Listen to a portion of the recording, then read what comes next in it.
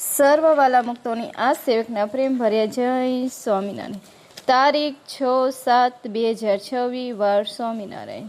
વૈષ્ણવમૂત કાર્યાણીનું નમું. સ્વામિનારાયણ હરે સંવત 1877 કાર્તિક સુદ પાંચમને દિવસ સ્વામી શ્રી સહેજાનંદ મહારાજ ગામ શ્રી કાર્યાણી મધ્યે વસતા ખાચરના દરબારમાં ઉતરાતા ઓડાની ઓસરીએ ઢોલિયા ઉપર બિરાજમાન છે ની સર્વશ્વેત વસ્ત્ર ધારણ કર્યા છે અને પોતાના મુખારવિંદની આગળ મુનિ તથા દેશ દેશના હરિભક્તની સભા ભરાઈને બેઠી છે. પછી શ્રીજી મહારાજે નિત્યાનંદ સ્વામી તથા બ્રહ્માનંદ સ્વામી પ્રત્યે પ્રશ્ન પૂછ્યો છે.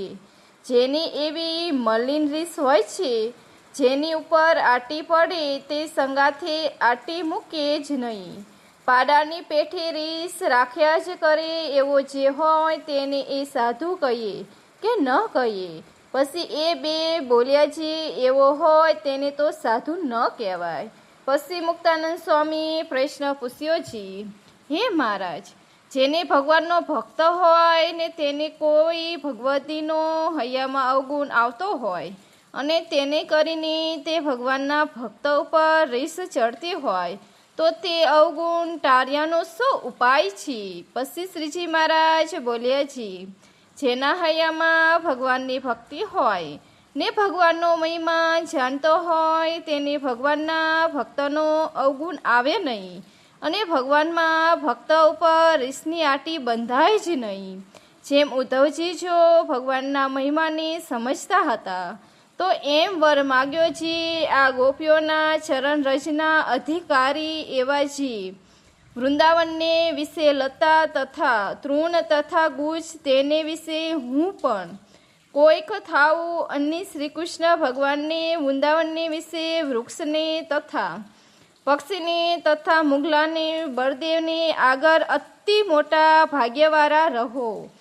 અને બ્રહ્માએ પણ શ્રીકૃષ્ણ ભગવાન પાસે એમ વર માગ્યો છે, જે હે પ્રભુ, આ જન્મને વિશે અથવા પશુ પક્ષીના જન્મને વિશે હું જે તે તમારા દાસને વિશે રહીને તમારા ચરણાવિંદને સેવું એવું મારું મોટું ભાગ્ય થાવું. માટે એવા જ્યારે ભગવાનના ભક્તોનો મહિમા સમજે ત્યારે તેને ભગવાનના ભક્તો ઉપર કોઈ દિવસ અવગુણની ગાંઠ ન બંધાય અને પોતાના ઈષ્ટદેવ જે પ્રત્યક્ષ શ્રી સ્વામિનારાયણ તેના જે ભક્ત તેને વિશે જે કોઈક અલ્પ દોષ હોય તે મહિમાના સમજનારની દ્રષ્ટિમાં આવે જ નહીં. અને જે ભગવાનના મહિમાને જાણતો હોય તો તે ભગવાન સંબંધને પામ્યા એવા છે. પશુ પક્ષી તથા વૃક્ષ વેલી આદિક તેને પણ દેવતુલ્ય જાણે. અને જે મનુષ્ય હોય અને ભગવાનની ભક્તિ કરતો હોય તથા વર્તમાન પાડતો હોય તથા ભગવાનનું નામ સ્મરણ કરતો હોય ને તેને દેવતુલ્ય જાણે અને અવગુણ ન લે તેમાં શું કહેવું? માટે ભગવાનનો મહિમા સમજે તેને ભગવાનના ભક્ત સંગાથે વેર ન બંધાય અને જે મહાત્મય ન સમજે તેને તો ભગવાનના ભક્ત સંગાથે વેર બંધાય ખરું.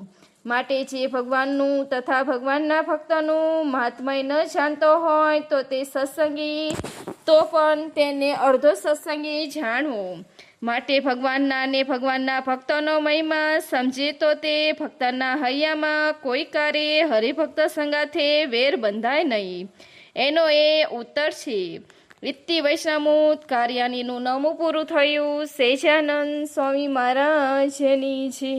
જો આપણને આ વિડીયો સારો લાગ્યો હોય તો લાઈક, શેર और સબસ્ક્રાઈબ. જય સ્વામિનારાયણ. Thank you.